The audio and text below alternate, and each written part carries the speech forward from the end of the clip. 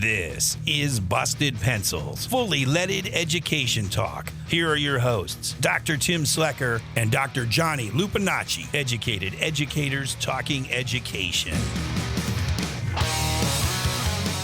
Yeah, that's what we do.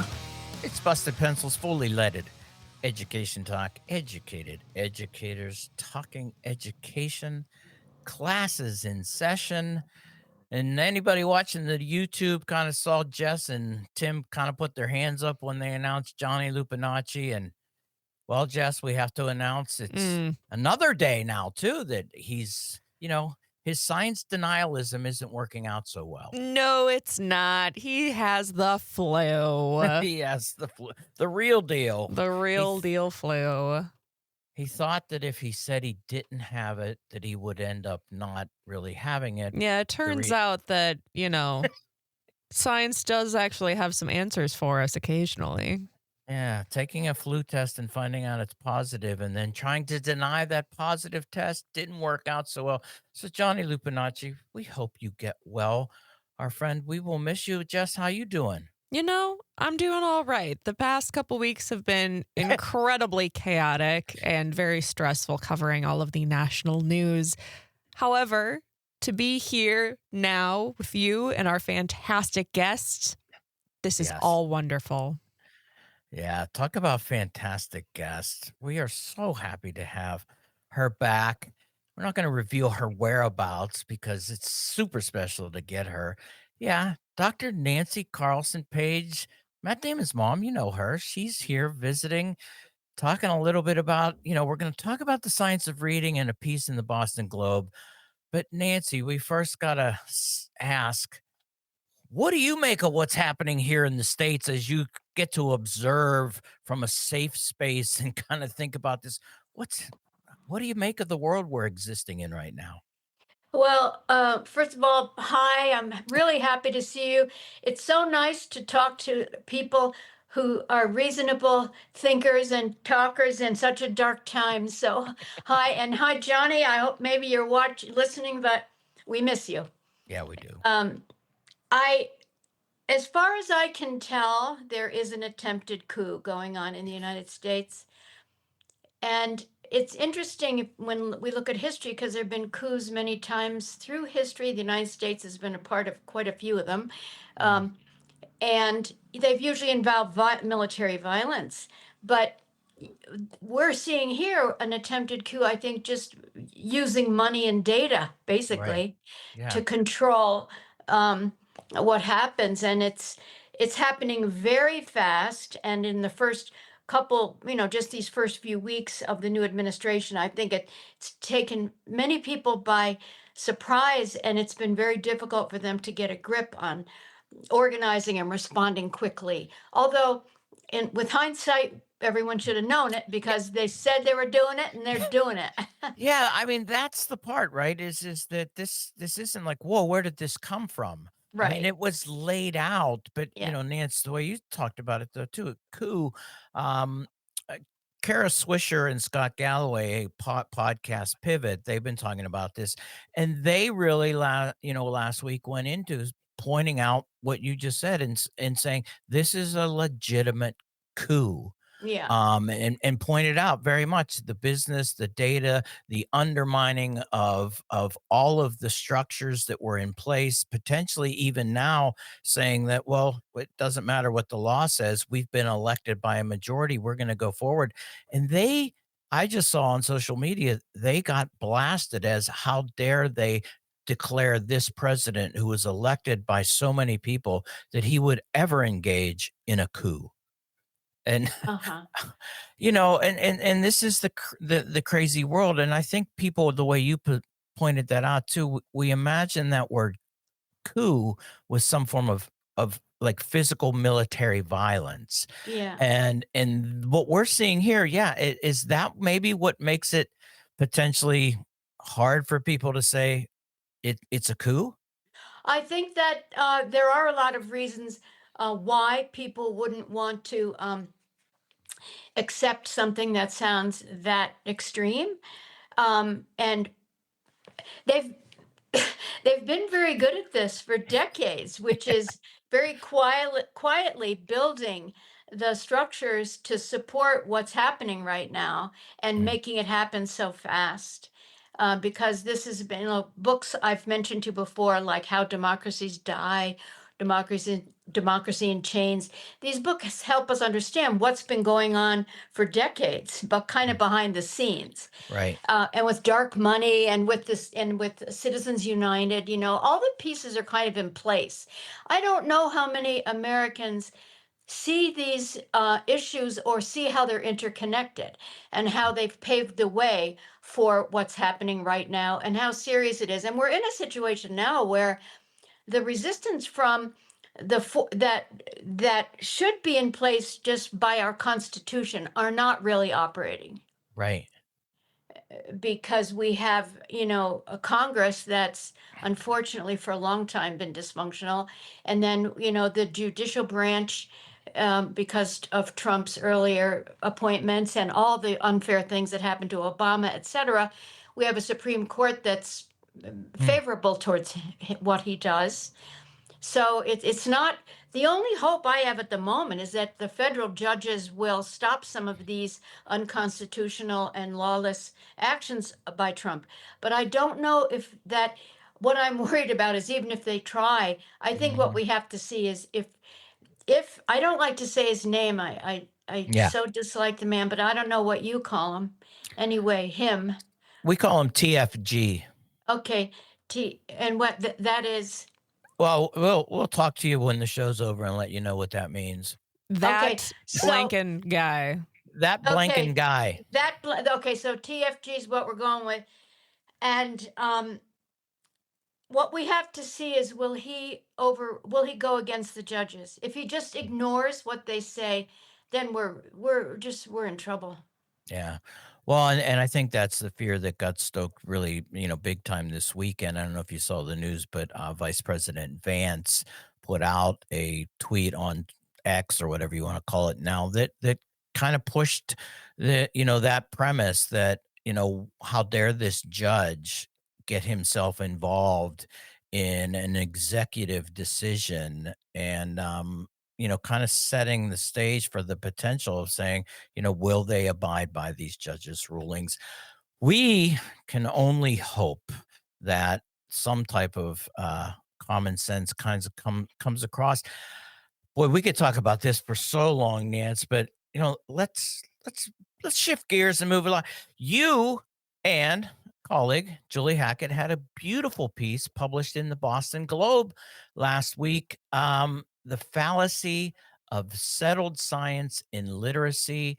And Busted Pencils listeners all already know that when we're talking to Dr. Nancy Carlsson-Paige and we have something to talk about the science of reading, she's going to give us a sense of the reality, the history, and where this comes from. But Nancy, the piece, just to remind, what prompted you and Julie to put this piece together and have it published in the Boston Globe? Right. We've been meeting with other literacy educators since last summer, concerned about the science of reading, and we can go into why and all that is. But then, not that long ago, maybe a month or so, some parents in Massachusetts initiated a class action suit against the authors of two curricula, quite well known, Irene Fountas, Gesu Pinnell, and then I can't remember the other one right now. Lucy Calkins, sorry.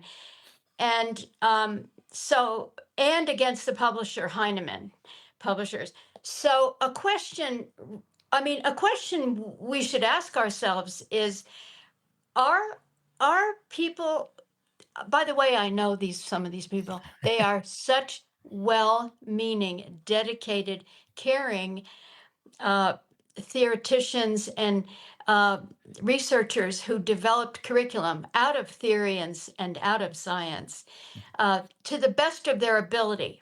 Okay, so if you've got some classrooms where some kids who, many of them have some learning issues, aren't learning to read, do we blame the curriculum developer of the curriculum that teachers are using?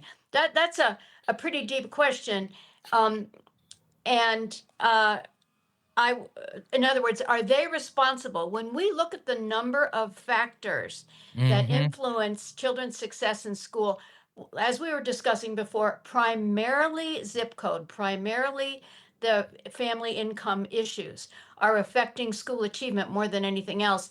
And I think legislators don't want to look at it, look at that. And so they find a simple solution like the science of reading, which isn't scientific. We'll discuss that more in order to alleviate themselves, have an easy answer Yeah. to a complex problem, and not deal with the underlying issues that are causing school achievement inequality.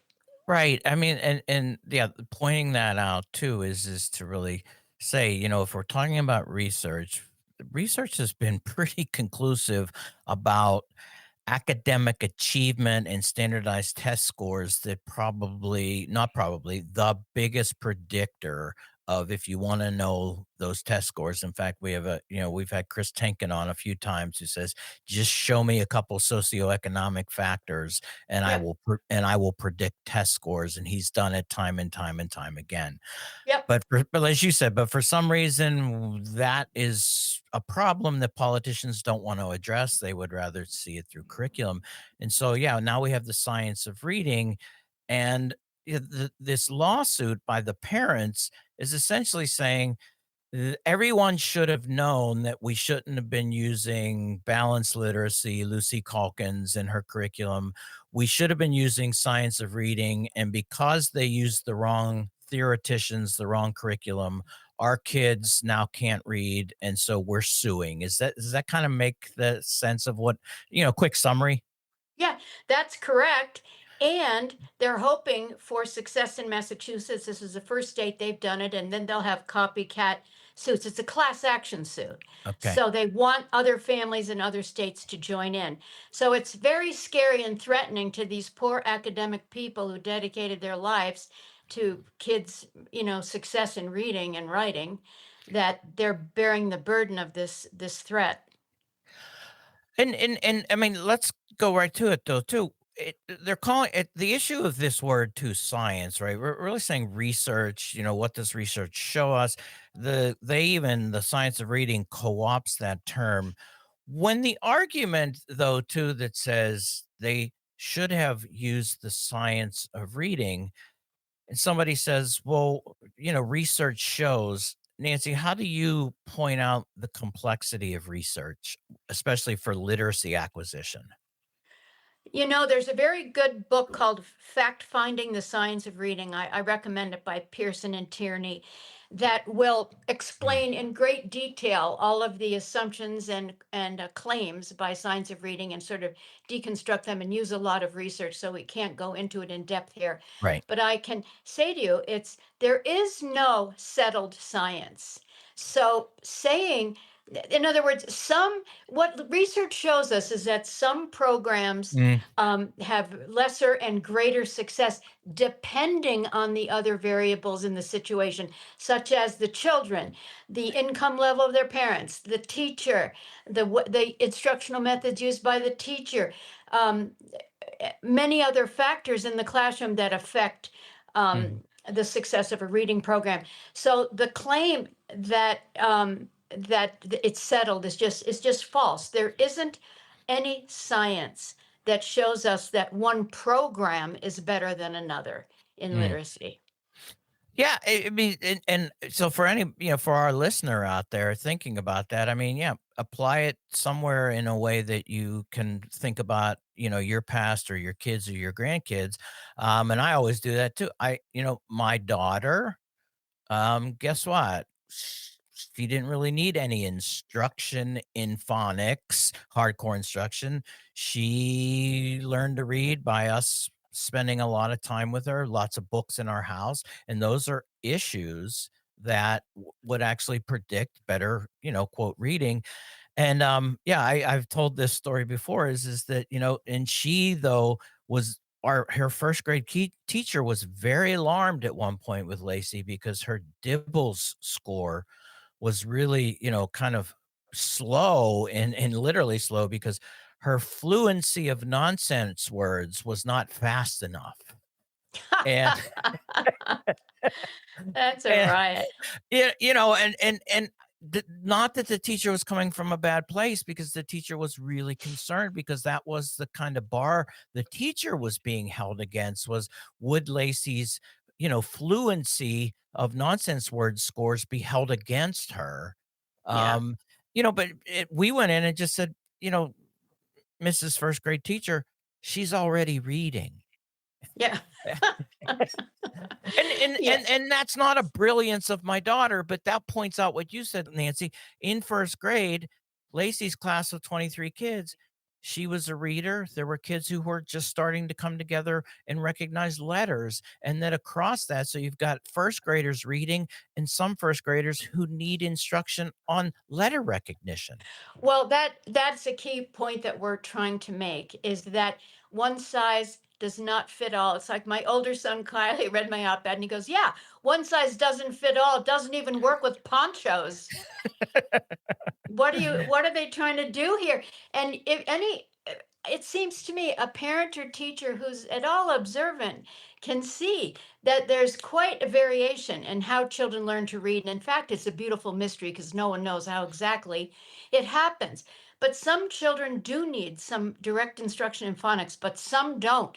My Mhm. younger son Matt sailed into reading, never had phonics, just absolutely got Mm. predictable books, and could read just went over and over the Berenstein Bear book about 100 times until he could read. So it depends. The teacher has to have a big toolbox, Mm. lots of different things to draw upon, and a lot of ability to observe children, understand them developmentally, and know when to apply certain methods and when to let them go in relation to any specific kids. That's an art. And now that teachers are considered dumb and blamed and have to follow a predetermined script, it's going downhill.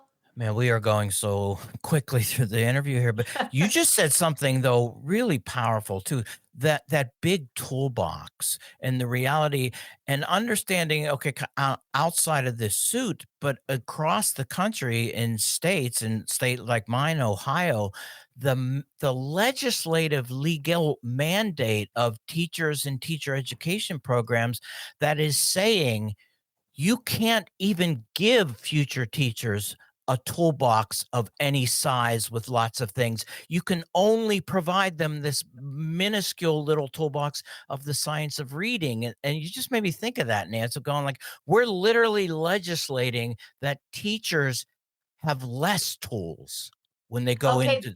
it's important to understand that the science of reading isn't about science. It's a Yeah, movement to yeah. affect curriculum, instruction, and teacher education. And it's aligned with a lot of conservative education forces. It gets money from them. Some of them are funding the court case. It's aligned with the culture wars because Mm, it's highly scripted, controlled and sequenced, so teachers don't have any room mm, to bring in storybooks. Storybooks have been banned from a lot of classrooms, so books that reflect kids' differences aren't allowed. So Moms for Liberty loves science of reading. mm, So we have to understand this is a political movement. This isn't mhm. an education movement. It's only that on the surface. Right. Underneath, it's actually, one of the biggest curricula used is E.D. Hirsch's Called core CK, knowledge.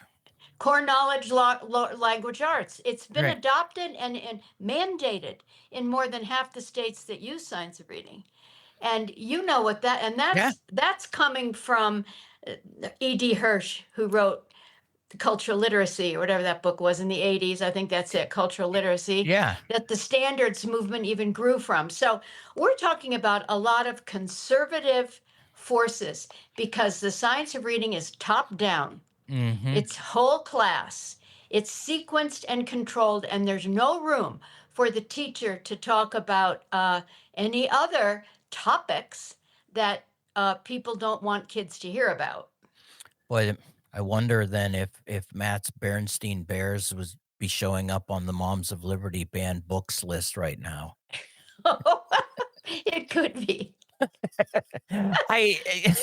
Just, I mean, but even that is to say, the enjoyment, the reading, and Nancy, I'm so glad you pointed this out because we can get really hung up on getting into the emotional. I really need my child to read because that's a big deal. And we know literacy is an incredibly important thing for everybody to achieve. And so we get wrapped up in so which curriculum helps my kid read better? And it's like, well, when do you have a moment to peel down and really understand that? Yeah, I mean, cultural literacy was in the late 80s. This push to really say, which sounds like we're just really concerned about kids reading. The reality is that we're not concerned about their literacy levels so much as we're concerned about what they read and the control of curriculum, not the control of the ability to learn to read, the control of the ability of what they're going to read and how those things really affect, as you said, the culture wars.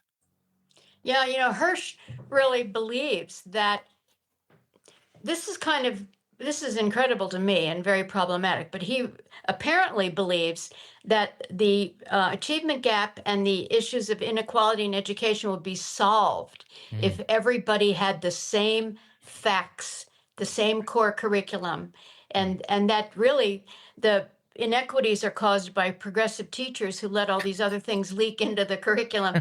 But I must say, there are parallels between what's happening in science of reading and what's happening in the nation that we first talked about. These Yeah. things are running parallel because the science of reading is based on a lot of mythology. It's not factual. That's another reason we wrote the op-ed. We got so tired of the lies and the misinformation and the false information, we felt we had to say something about it. But we've already been challenged about that, but I can't go into it right now. But I'm stunned because there's so much false information everywhere now. Mm, I actually feel, I mean, people don't know whom to believe or what to believe because there's so many lies out there and they're accepted as truth. I mean, right.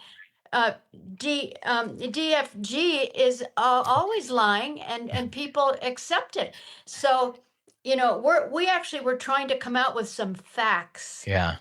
and it's unheard of. That's why we're getting attacked because we're actually telling the truth. How dare you use facts to How go after radical. My the radical? goodness. My goodness, taking on science with facts. Who would have ever thought it would be there?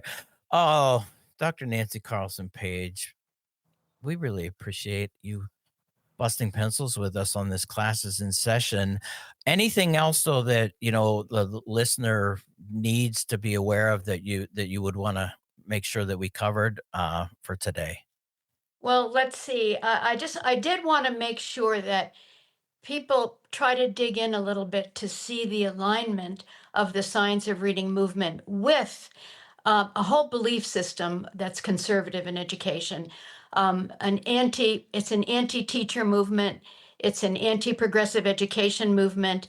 It aligns with a lot of conservative forces in education, and is very anti-public education.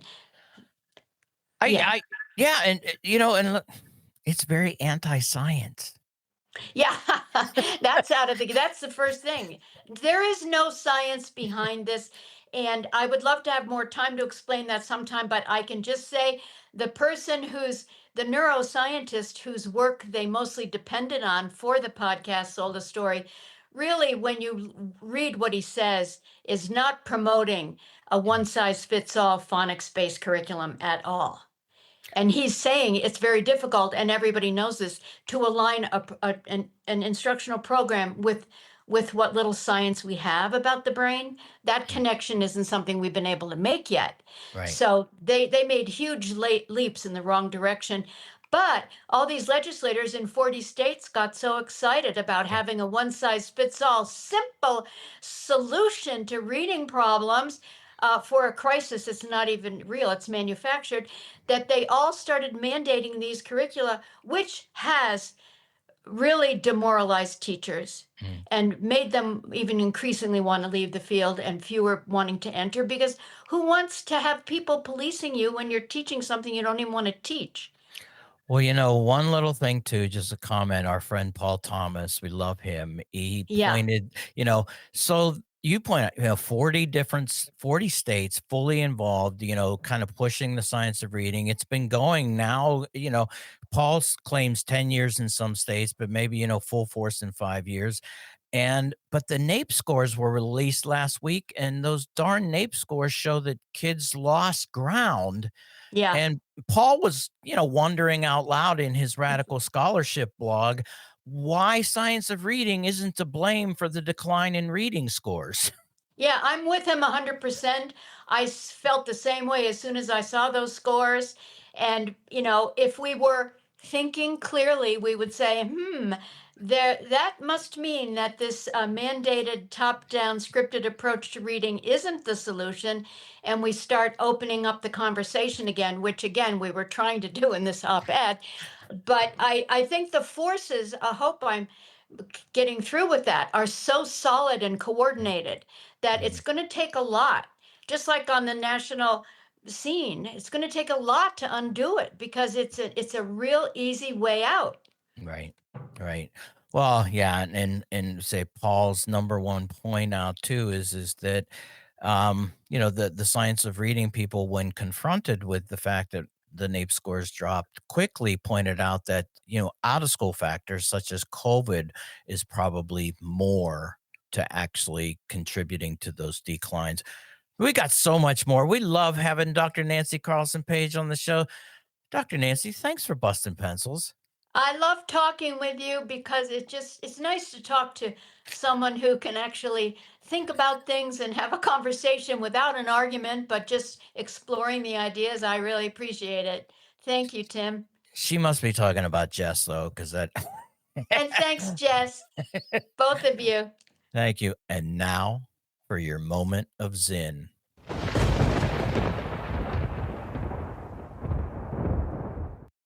If history is to be creative to anticipate a possible future without denying the past, it should, I believe, emphasize new possibilities by disclosing those hidden episodes of the past when, even if in brief flashes, people showed their ability to resist, to join together, and occasionally to win.